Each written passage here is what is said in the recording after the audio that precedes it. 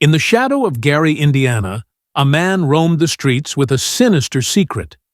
A secret that would only unravel after years of horror, leaving a trail of bodies buried in the decay of forgotten homes. His name was Darren Deon Vann. Darren Vann was no stranger to the law. Born on March 21, 1971, he had a troubled past that would eventually explode into a reign of terror. Convicted as a sex offender, he spent years moving between states, hiding his dark desires from those around him.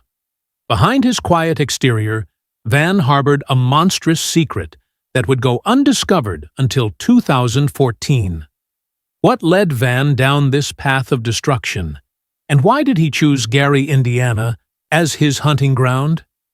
Gary, Indiana, had once been a booming industrial city, but as the factories closed and the economy crumbled, so did the city's infrastructure. Entire neighborhoods were left abandoned, turning into a labyrinth of decaying buildings. These forgotten places became Darren Vann's perfect hunting ground, where he could hide his victims and horrific crimes. Vann's life was marked by instability. Darren Vann was born in Indiana, where he lived much of his life. He entered into a marriage that lasted 16 years with a woman who was approximately 30 years his senior. His troubles with the law began to escalate in Gary, Indiana, where he was arrested for making threats against his girlfriend. This incident led to a Class D felony charge, resulting in a 90-day jail sentence. Before these events, Vann had already been convicted of sexual assault in Travis County, Texas. He served 5 years in a state prison and was released on July 5, 2013.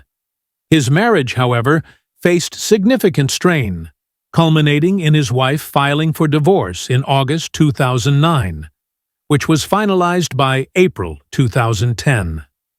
In addition to these issues, Vann received an other-than-honorable discharge from the United States Marine Corps in 1993, shortly after enlisting in 1991.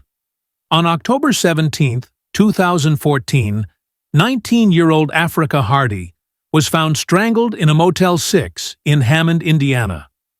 Hardy had recently moved back to Hammond after spending 5 years with her mother in Aurora, Colorado. She was young, vibrant, full of hope for the future. But when she met Darren Vann, her life was tragically cut short. She could walk into a room and just light it up with her smile, her mother, Lori Townsend, said in an emotional interview. Africa had dreams of running her own daycare and was known for her kind heart. But she trusted too easily, and Vann took advantage of that trust, luring her to her death. Police traced Hardy's phone, leading them straight to Darren Deon Vann. But what they uncovered next was far more terrifying. Vann confessed to Hardy's murder. But that wasn't all. He revealed a horrifying truth. He had killed at least 6 other women, their bodies hidden in the hollowed ruins of abandoned buildings scattered across Gary. A city plagued by decay had become the perfect hunting ground for a predator. His victims, Africa Hardy, Tyira Batey, Anith Jones, Christine Williams, were all women who had trusted the wrong man. Vann preyed on their vulnerabilities, luring them to their deaths, where he strangled them with cold precision. Their bodies were left to rot in forgotten places, where no one could hear their cries. During his police interrogation, Vann coldly recounted his crimes, showing no remorse as he led detectives to his hidden graveyards. Abandoned houses became tombs for the women he silenced. One by one, their remains were recovered, some decomposed beyond recognition, haunting reminders of the brutality they endured. Tyira Batey was a 28-year-old mother, loved by her family and devoted to her young son. The last time her mother, Gloria Coulomb, saw her, they were shopping together. "I love you. I'll be back, Mama," Tyira said. But she never returned. The next day she called her mother, crying and scared. It was the last time anyone heard from her. Tyira was vulnerable and trusting, characteristics Darren Vann preyed upon. Her family reported her missing in January 2014. Her boyfriend, Marvin Clinton, couldn't believe she was gone. Tyira would not leave her son like that, he said. But by the time police found her, it was too late. Vann had left her body in an abandoned building in Gary, yet another victim of his violent spree. Anith Jones was 35 years old when she disappeared on October 8, 2014. A resident of Merrillville, Indiana, Anith was described by her sister, Yolanda Nowell, as kind, loving, and everybody's favorite aunt. She ran a booth at a local flea market, living a quiet but fulfilling life. But on that fateful day, she vanished without a trace. Her 2001 Chevrolet Prism was found parked in front of an abandoned house in Gary. Despite initial searches, her body wasn't found until Vann's confession led police to the building.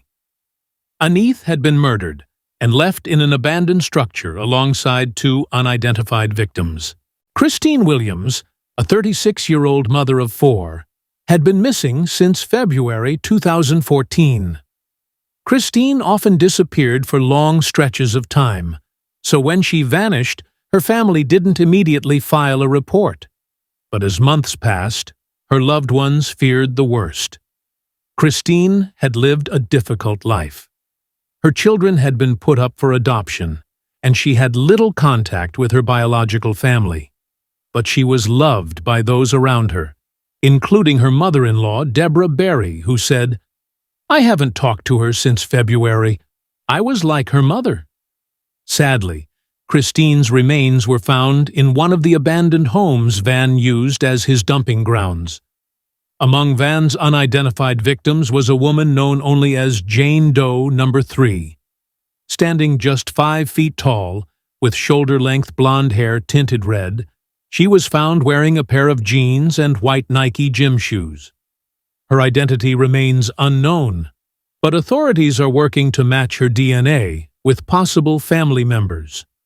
Another victim, referred to as Jane Doe No. 5, was a 5'3" African-American woman. When her body was found, she was wearing a silver bracelet engraved with the words "Best Aunt," along with 2 silver rings, one with scalloped engravings and another shaped like a heart. For the people of Gary, Indiana, Vann's crimes struck deep. The abandoned houses that dotted the city, once merely relics of a crumbling infrastructure, became symbols of fear and loss. Vann had used the city's decay to hide his victims, and in doing so, he left scars that may never fully heal. Darren Deon Vann now sits behind bars, sentenced to life without parole. But as the years pass, questions still remain. Were there more victims? Did Vann's killing spree extend further back than anyone knows? As the city of Gary tries to move forward, the shadow of Vann's crimes lingers, a dark reminder of the evil that once prowled its streets.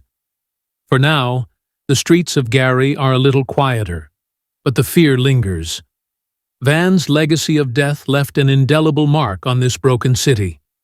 The question remains, how many more Darren Vanns are lurking in the shadows, waiting to strike? Thank you for watching. If you want more stories that dive deep into the darkest corners of true crime, subscribe, share, and hit the notification bell. Stay safe.